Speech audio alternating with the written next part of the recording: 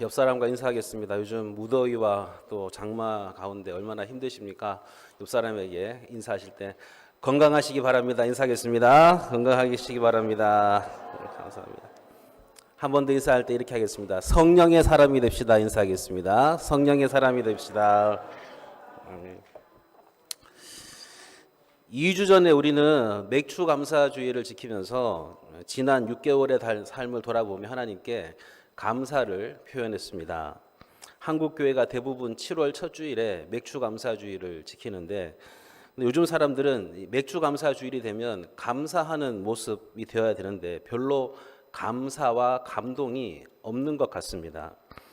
보리 추수에 대해 감사하는 절기가 맥주 감사절인데 이 도시 사람들은 보리 농사에 대한 감동이 별로 없기 때문입니다. 오늘 시대는 2차 산업을 지나서 3차 산업, 4차 산업이 되다 보니까 1차 산업 때 있었던 그 감동이 다 사라져 가는 것입니다. 그래서 우리가 보리에 대한 개념을 다시 한번 생각해 볼 필요가 있습니다. 성경에 보면 보리 이야기가 나오는 곳이 어디일까요? 룻기에 보면 보리 이야기가 나옵니다. 서치를 가운데까지 꺼주시기 바랍니다. 나오미라는 여인이 남편과 두 아들과 함께 베들레헴에 기근이 들어서 모압 땅으로 이주를 하게 됩니다. 그런데 모압 지방에서 두 며느리를 얻어서 또 생활하는 중에 남편이 세상을 떠나고 또 설상가상으로 두 아들까지 세상을 떠납니다. 그래서 나오미가 두 며느리와 함께 살고 있다가 어느 날 이렇게 말합니다. 내가 고향으로 돌아가서 죽으리라 하고는 베들레헴으로 돌아가게 됩니다. 그때 두 며느리가 따라가려고 했지만 나오미는 극구 반대를 하며 너희들은 모압 여인이기 때문에 유대인 남자와 살 수가 없을 거니까 그냥 이곳에 남아서 살라고 권면합니다. 그러니까 오르반은 남게 되고 또 룻만 나오미를 따라가게 됩니다. 룻이 이렇게 이야기합니다. 어머니의 백성이 내 백성이 되고 어머니가 가는 곳이 묻히는 곳에 나도 묻힐 것이고 어머니의 하나님이 내 하나님이 될 것이라며 시어머니를 따라갑니다. 그들이 베들레헴에 이르렀을 때가 언젠가 하면 보리 추수를 할 때였습니다. 룻기 1장 22절에 보니까 보리 추수 때인 것을 이야기하고 있고 또 룻기 2장에서 보면 나오미가 나이가 많이 들었기 때문에 이 룻이 생계를 책임져야 하는 그런 상황입니다. 그래서 보리 이삭을 줍기 위해 밖에 나가게 되고 하나님께서는 룻을 인도하여 보아스를 만나게 하십니다. 룻이 보아스를 만나게 하시고 보아스가 기업물을 자였기 때문에 그와 결혼해서 자녀를 낳았는데 오벳이라는 아들을 낳게 되었고 오벳이 이새를 낳고 이새가 다윗을 낳으며 그 다윗의 뿌리에서 그리스도가 오시게 된 것입니다. 가만히 생각해 보면 룻은 보리를 왜 주었어요? 자기 생명을 유지하기 위해서 보리를 주었습니다. 그런데 이 보리 이삭을 줍는 것은 하나의 예표적인 사건이고 하나님께서 이것을 통해 진정으로 룻을 축복하신 게 뭔가 하면 이 보리 사건을 통하여서 영적으로 풍요로움을 누리게 하시는 것이었습니다. 다윗을 낳고 더 나아가서 그 가정을 통해 예수 그리스도가 오게 하여 그 영적으로 풍요로움을 누리게 하는 은혜를 주신 것입니다. 그러므로 우리는 보리 농사를 지었기 때문에 감사하는 것이 아니라 하나님께서 우리에게 주신 영적인 은혜가 얼마나 크고 놀라운가를 기억하며 맥주 감사절을 보내야 되는 것입니다. 맥주절을 다른 말로 표현하면 오순절이라고도 하고 칠칠절 또는 성령 강림절이라고도 말합니다. 이 맥주절은 초실절은 보리의 첫 수확인데 50일째 되는 날에 지키기 때문에 오순절이라고도 부릅니다. 그리고 7주가 지난 후이기 때문에 칠칠절이라고도 부릅니다. 또 오순절은 신약에서 예수님께서 승천하신 후에 성령이 강림하신 날로 기념되는 날인데 이 날은 이스라엘 백성들이 또 시내산에서 율법을 받은 사건과도 관련이 있습니다. 그러니까 맥주절과 오순절, 성령 강림절은 밀접한 관계가 있는 절기입니다. 유대인들은 맥주절 또는 칠칠절을 시내산에서 율법을 받은 날로 기념했는데 즉 구약의 율법이 십계명 돌판에 새겨졌다면 신약에서는 이 성령이 사람들의 마음에 새겨진 것입니다. 예레미야 31장 33절에 이렇게 말씀합니다. 그러나 그날 후에 내가 이스라엘 집과 맺을 언약은 이러하니 곧 내가 나의 법을 그들의 속에 두며 그들의 마음에 기록하여 나는 그들의 하나님이 되고 그들은 내 백성이 될 것이라. 여호와의 말씀이니라. 과거에는 이스라엘 백성들이 하나님을 멀리 느꼈습니다. 제사나 율법의 규정에 의존해야 했지만 이제 새 언약에서는 하나님의 법이 어디에 있어요? 내 마음 안에 있기 때문에 이스라엘 백성들은 직접 하나님을 알 수가 있고 또 삶 전체가 하나님께서 내가 이스라엘의 하나님이시라는 것을 선언하는 것을 체험하는 그런 장이 되는 것입니다. 이는 신약 시대에 예수님의 보혈로 죄 사함을 받고 성령께서 우리 안에 거하심으로 더 친해진 관계를 예고하는 것입니다. 예수님은 승천하시기 전 성령이 임할 것을 약속하셨습니다. 그리고 오순절날 성령께서 바람 같은 모습으로 불 같은 모습으로 임하셨습니다. 그러자 사람들은 각 나라의 언어로 복음을 증거하며 그로부터 3,000명이 회개하고 교회가 시작되었습니다. 이해를 돕기에 맥추절과 성령 강림절을 비교한 표를 한번 보시기 바랍니다.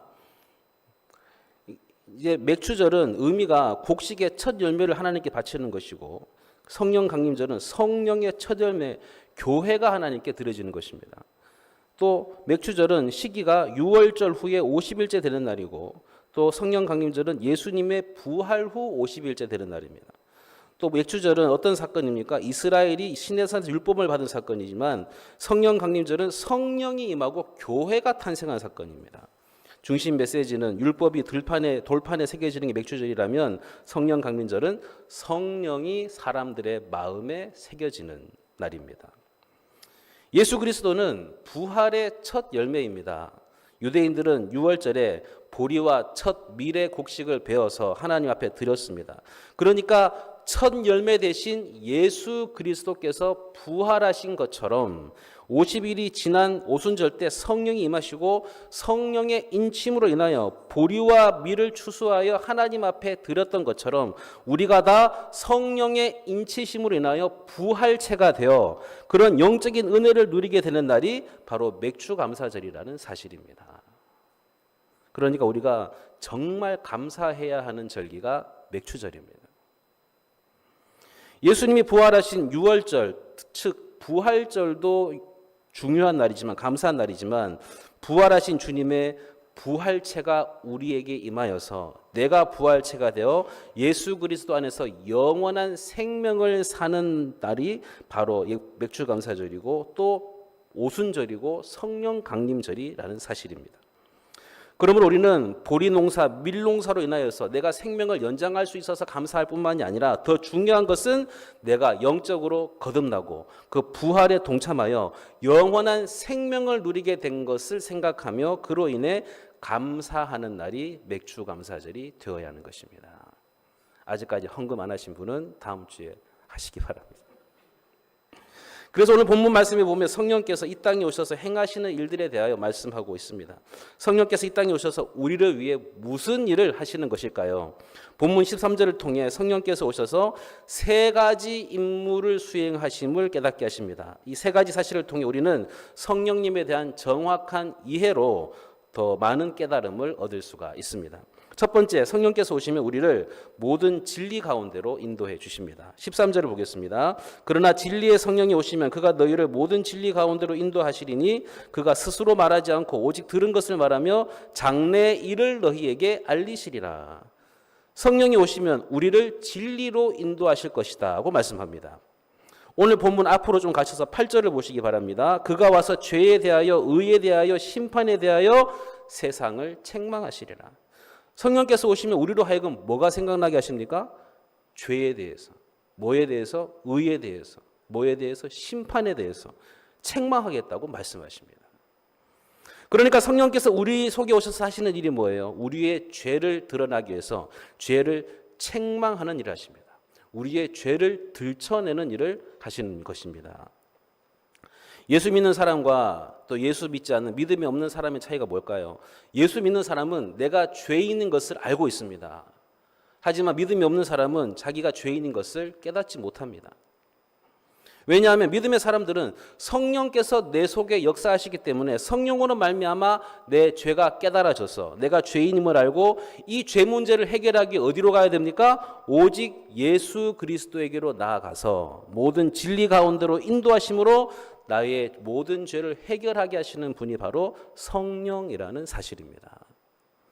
그러니까 성령께서 오심으로 인해 내 죄가 드러나고 죄가 드러나니까 자연스럽게 예수 그리스도께로 나아가야 되고 그래서 내가 거룩하게 되어 영원한 천국의 생명을 누릴 사람으로 하나님의 은혜를 누리기 때문에 성령께서 나를 위하여 일하시는 그런 은혜를 누리게 되는 것입니다. 그러니까 우리는 감동해야 할 것입니다. 성령께서 오심으로 내가 새로운 생명을 얻었구나, 누리게 되었구나라고 감동할 수 있는, 감사할 수 있는 하나님의 백성들이 되어야 하는 것입니다. 우리나라가 1910년에 한일 합방이 이루어졌습니다. 말이 한일 합방이지 우리가 일본의 식민지로 살게 되는 날이 바로 1910년이었습니다. 그런데 이 1910년 한일 합방이 이루어지기 3년 전에 무슨 일이 있었는가 하면 1월 달에 평양에 있는 산정현 교회에서 큰 부흥 집회가 있었습니다. 왜 1월 달에 부흥 집회가 열렸을까요? 그때만 해도 우리나라가 거의 1차 산업에 종사하고 있었기 때문에 겨울에는 농한기라 농사를 짓지 않기 때문에 그래서 이 겨울에 대부흥 집회가 일어났습니다. 평양 산정현 교회에서 부흥 집회가 열렸습니다. 이 광고를 듣고 전국에서 사람들이 몰려듭니다. 부산에서 완행열차를 타고 목포에서 완행열차를 타고 다 평양으로 몰려듭니다. 일주일 동안 자기가 먹을 양식 다 준비해서 기숙할 모든 짐을 다 챙겨가지고 전국 방방곡곡에서 평양 산정현 교회로 몰려들었습니다. 집회가 시작되어서 흔히 부흥회가 시작되면 뜨겁게 기도하고 찬송 부르고 은혜를 사모하기 때문에 집회가 뜨겁고 그런 분위기가 돼야 돼. 이상하게 그때만 해도 집회가 싸늘하게 냉랭한 그런 분위기가 되었습니다. 부흥사가 앞에서 열정적으로 설교하고 찬송 부르고 기도를 해도 이상하게 집회가 찬물을 끼얹은 것처럼 가라앉아 있었습니다. 그래서 뜨겁게 분위기가 달아오르지 못하니까 사람들이 은혜를 누리지 못하고 있었는데 그런 때 중에 한 장로님 한 분이 강대상 앞으로 나왔습니다. 이분은 당시 전국교회에서 존경받는 장로님이었는데 그분이 나와서 이렇게 이야기하기 시작합니다. 여러분, 나는 도적놈입니다.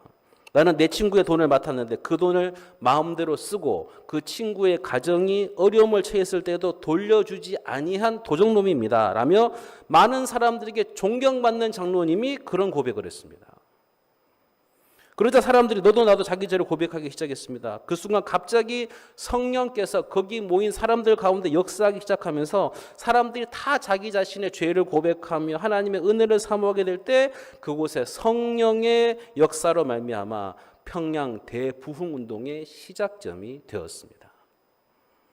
이 평양 대부흥 운동으로 인해 전국의 교인들이 다 은혜의 도가니에 빠져서 성령 충만한 은혜를 체험하며 예수 그리스도 안에서 구원의 확신을 가짐으로 믿음으로 서는 은혜를 누리게 되었고 한국 교회가 세계에서 유례를 찾아볼 수 없는 부흥과 성장을 경험하게 된 것입니다. 그때 회개하신 장로님이 길선주 장로님이었는데 나중에 목사님이 됐습니다. 길선주 목사님이 자기 체면 다 내려놓고 죄를 회개할 때 대부흥의 역사가 나타나게 되었고 이처럼 하나님께서 한국 교회를 사랑하셔서 일제 36년 동안의 압제 속에서도 교회를 견고하게 세워서 이기며 나아갈 수 있도록 해주신 것입니다. 이처럼 교회가 회개하고 하나님 앞에 바로 섰을 때 12년이 지난 1919년 3.1운동 때 비록 그 당시 교회의 숫자는 소수였지만 한국 사회를 이끌어가는 주도적인 역할을 하게 되었고 이 나라의 독립을 위해 헌신하는 아름다운 교회들이 될 수가 있었습니다. 죄를 깨닫고 예수 그리스도로 말미암아 죄의 문제를 해결하며 하나님 앞에 나아갈 수 있도록 성령 충만한 역사가 나타났던 것입니다. 이와 비슷한 사례로 2년 전에 다 아시다시피 미국의 켄터키주에 있는 에즈베리 대학교에서 큰 부흥이 있었습니다. 이 에즈베리 대학교의 신학대학원의 채플에서 부흥의 역사가 터졌는데 2주일 동안 쉬지 않고 매일마다 2주일 동안 밤새도록 예배와 기도와 찬양이 계속됐습니다. 그림 한번 보실까요? 저 채플에 1,800명 정도 들어가는 예배당인데 사람들이 매일마다 아침 저녁으로 가득 찼고 그 다음에 예배당 밖에서도 사람들이 계속해서 기도하는 일이 2주 동안 넘게 있었습니다. 이런 부흥의 현장에 나도 참석하고 싶어서 전 세계에서 수많은 사람들이 5만 명이 넘는 사람들이 이 학교를 찾았습니다. 나도 그 부흥의 현장에 경험하고 싶었다. 이 에즈베레 대학교의 부흥 역시 예배 시간에 학생들이 앞에 나와 자기 죄를 회개하고 고백하면서부터 부흥이 터졌습니다. 또 그 이면에는 많은 학생들이 이 학교에는 한 수십 년 기준으로 이런 부흥이 자꾸 일어나는데 그 부흥이 다시 일어나게 해달라고 간절히 기도하는 사람들이 있었습니다. 어떤 학생은 졸업을 했는데도 성령께서 너는 졸업하지 딴 데 가지 마 여기서 계속 남아서 기도하라고 그렇게 하셔가지고 계속 이 학교의 부흥을 위해서 기도했던 사람도 있었다고 합니다. 신학대학원 총장이 말하기를 부흥을 위해 기도하는 여러 모임이 있었는데 그 중에서도 유독 가장 열정적으로 기도하는 그룹이 한국 유학생들이었다.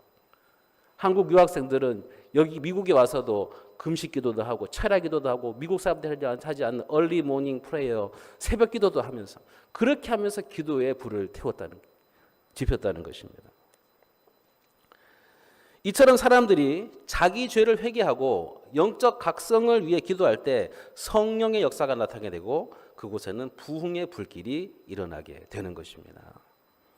오늘 본문으로 돌아가서 그 다음 성령께서 하시는 일이 뭐라고 말씀합니까? 13절에 보시면 그가 임의로 말씀하지 않고 뭘 보여주시는가 하면 장래의 일을 알려주실 거라고 말씀합니다. 성령께서 일하실 때 성령 충만한 사람들에게는 장래의 일을 알려주십니다. 장래의 일을 알려주신다. 지금으로부터 3, 40년만 전만 해도 교인들이 얼마나 기도원에 많이 찾아다녔는지 모릅니다. 옛날 신학생들 보면 지금 은퇴하신 목사님들 다 보면 항상 이런 얘기 하세요. 자기가 신학생 때 삼각산에 있는 바위에 올라가서 기도했다고, 청계산에 가서 기도했다고, 난 하늘산에 가서 기도했다고, 난 오살리 가서 기도했다고, 기도원에 가서 기도했다는 말을 그렇게 많이 하십니다. 그때는 신학생이든 평신도든 다 누구나 말씀을 사모했기 때문에 기도원에 가서 말씀을 듣고자 했고 소나무 하나라도 뭐 뽑으려는 그런 각오로 바위 위에 올라가서 그 차가운 바람 맞으며 기도했던 그런 시절이었습니다. 근데 요즘 왜 기도원을 가지 않을까요? 유튜브가 발달해서 그런 거예요. 핸드폰으로 다 볼 수 있거든요. 내가 원하는 말씀 다 들을 수 있고 찬양도 다 들을 수 있고 굳이 기도원에 갈 필요가 없는 것입니다. 그렇게 신학생들이 열심히 기도하는 건 좋은데 이 신학생들이 시험 기간에도 기도를 합니다. 중간고사, 기말고사에도 공부는 아니고 계속 기도하고 있습니다. 그럼 기도하면 하나님께서 장래 일을 알려주시겠다, 답안지를 알려주실 것 같은 절대로 알려주시지 않아요. 여러분 시험 성적 잘 받으려면 기도를 많이 해야 돼요, 공부를 많이 해야 돼요. 둘 다 많이 해야 돼요. 그런데 공부를 더 많이 해야 점수를 잘 받게 됩니다. 공부만 하지 않고 기도만 한다고 해서 하나님이 시험 답안지 잘 보여줄 것처럼 생각되지만 절대로 안 보여주세요. 그렇게 장래의 일을 보여주시는 게 아닙니다. 그럼 성령께서 장래의 일을 알려주실 때 어떤 것을 알려주겠습니까? 장래의 일은 하나님이 함께 하심을 보여줍니다. 하나님이 역사하시는 손길을 보여주는 것이고 하나님의 도우시는 손길을 보여주십니다. 출애굽기에 보면 모세가 이스라엘 백성들을 이끌고 홍해 바다 앞에 이르렀을 때 뒤에는 애굽 군대가 쫓아오니까 이스라엘 백성들이 원망하고 불평하면서 애굽에 매장지가 없어서 여기서 우리를 다 죽이려고 하냐고 불평하고 원망했습니다. 백성들이 그렇게 원망하고 불평할 때 모세는 무엇을 보고 있었습니까? 하나님을 보고 있었습니다. 모세는 하나님을 보고 있었기 때문에 그 손에 있는 지팡이를 들고 너희는 가만히 있어 하나님의 너희를 위하여 일하심을 보라고 하며 지팡이를 가지고 홍해를 내려칠 때 홍해 바다가 갈라지는 역사가 나타나게 되었습니다. 하나님이 보이는 것입니다. 하나님의 역사하심이 보이는 것입니다. 애굽의 바로왕이 아무리 막강한 군사력을 이끌고 쫓아온다 할지라도 하나님의 도우심, 하나님의 일하심이 보이는 것입니다. 그러므로 하나님을 바라보는 사람은 두려움이 없습니다. 하나님이 친히 일하시기 때문에 그 하나님을 의지하고 하나님의 도우심을 의지하는 하나님의 백성이 될 수가 있습니다. 요즘 우리는 새벽마다 요한계시록을 묵상하고 있습니다. 요한계시록은 학자들마다 견해가 있지만 주후 95년경에 기록되었다고 다들 합의하고 있습니다. 그때는 로마의 도미티안 또는 도미티아누스라는 황제가 다스리던 때인데 그가 기독교를 아주 심하게 박해하던 때였기 때문에 사도 요한도 반모섬에 끌려가서 반모섬의 동굴 속에서 있을 때 하나님께서 환상 중에 그에게 계시록을 보여주십니다. 왜 계시록을 보여주시는가 하면, 그리고 왜 기록하게 하냐 하면, 그 당시에 성도들이 도미티안에게 박해를 받고 핍박받고 있으니까 박해받는 성도들 입장에 뭐 이렇게 생각할 수 있습니다. 아니 하나님이 살아계신데 어떻게 이렇게 악이 득세합니까? 왜 예수 믿는 사람들이 이렇게 핍박을 받습니까? 언제까지 저들을 가만 놔두실 겁니까? 언제까지 이런 고통과 아픔을 당해야 하는 것입니까? 하면서 그들 입장에서는 핍박과 고통 앞에서 부르짖을 수밖에 없는 그런 환경 속에 있을 때 하나님은 사도 요한을 통해 장차 이루어질 장래에 나타날 일을 보여주십니다. 그래서 1장에서는 서론적인 이야기가 나오고 2장과 3장에는 소아시아의 7 교회들이 나오고 4장에서는 뭘 보여주냐면 하늘의 천상의 보좌를 보여주십니다. 천상의 보좌는 뭐 하는 곳인가 하면 통치권자가 앉아있는 곳입니다. 하나님의 통치, 하나님의 다스림, 하나님께서 승리하시고 이끄심을 보여주십니다. 그 하나님께서 무엇을 들고 계시는가 하면 두루마리 성경책을 들고 계십니다. 그런데 문제는 두루마리가 7개의 인으로 봉인되어 있습니다. 그런데 이 인을 뗄 자가 없어서 요한이 펑펑 울게 됩니다. 하나님의 계획이 성취되어야 되는데 이것을 이끌어갈 자가 보이지 않기 때문에 요한이 펑펑 울고 있을 때 장로 한 분이 나타나서 이렇게 말합니다. 인을 뗄 자가 있으니 곧 어린 양 예수 그리스도인 것을 선포합니다. 예수 그리스도께서 역사를 이끌어 가시는 것을 보여주는 것입니다. 예수 그리스도께서 인을 떼십니다. 인을 떼실 뿐만 아니라 더 나아가서 7 천사를 불러서 7 나팔을 불게 하십니다. 또 나아가서 7 천사에게 대접을 갖게 하셔서 그 대접을 쏟아붓게 하십니다. 뿐만 아니라 음녀를 하나님께서 징계하시는데 예수 그리스도를 통하여 음녀를 징계하시고 세상의 권력을 징계하시며 세상의 사악한 종교를 징계하시는 일이 벌어집니다. 그리고 신천신지 새하늘과 새 땅이 도래하여서 모든 하나님의 백성들의 눈물을 닦아주시는 그런 은혜가 임하는 것을 보여주시는 것이 요한계시록의 말씀입니다. 그러니까 요한계시록은 어떤 책이에요? 무서운 책이 아니라 위로의 책입니다. 그렇기 때문에 우리는 세상에 살면서 두려워하지 말라는 것입니다. 염려하지 말라는 것입니다. 걱정하지 말라는 것입니다. 하나님께 다 맡기고 하나님의 인도하심을 경험하는 하나님의 백성들이 되어야 한다는 사실입니다. 성도 여러분, 우리나라의 주변에 보면 좀 속상할 때가 있지 않습니까? 한반도를 둘러보면 너무 악한 나라들이 다 모여 있는 것 같습니다. 바로 위에 북한이라는 제일 악한 나라가 있고 그 위에 중국이라는 악한 나라가 있고 그 위에 러시아라는 또 악한 나라가 있습니다. 또 중국을 바라보면 속상하지 않습니까? 시진핑이라는 사람이 역대급으로 지금 계속해서 그 정권을 유지하면서 중국 교회를 얼마나 핍박하고 있는지 모릅니다. 교회에 자기 사진을 걸어놓게 하고 교회에 자기 어록을 걸어놓게 해서 자기 말을 지키며 살게 하는 그런 정책을 펴고 있습니다. 마치 이 로마 시대 도미티안 황제와 같은 그런 모습이 바로 시진핑, 절대로 망하지 않을 것 같은 그런 철옹성 같은 권력을 누리고 있는 사람입니다.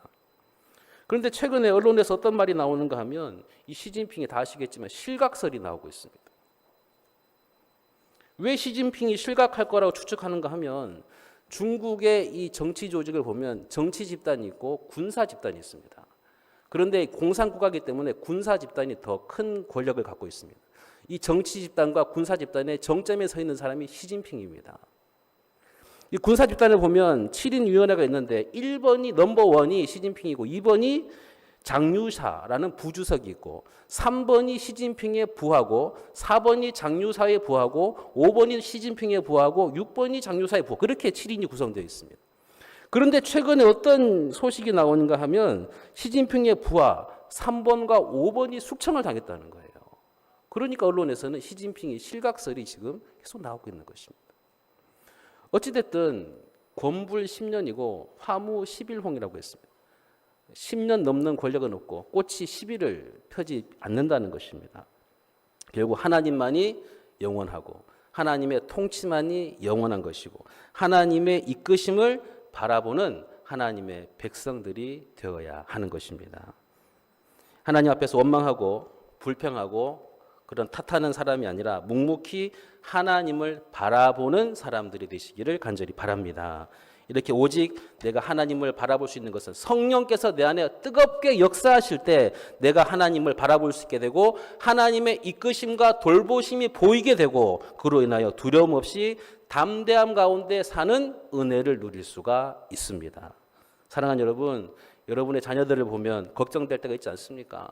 여러분의 손주들을 볼 때 또 염려될 때가 있지 않습니까? 하지만 하나님께서 여러분의 기도를 다 듣고 계십니다. 여러분의 기도를 들으시고 섭리하시고 이끄셔서 내 가정과 반드시 함께 하셔서 내 가정을 지키시고 돌보시는 은혜가 임하게 되는 줄을 믿으시기를 바랍니다. 그러므로 두려워하지 마시고 염려하지 마시고 환경에 대하여 불평하고 탓하지 마시고 묵묵히 하나님의 일하심을 바라보고 하나님의 도우심을 바라보며 내가 성령의 사람이 되어서 이 땅을 사는 동안 두려움 없이 염려, 근심, 걱정 없이 하나님의 돌보심 가운데 이기며 사는 여러 성도들이 되시기를 예수님의 이름으로 간절히 축원합니다. 기도하겠습니다.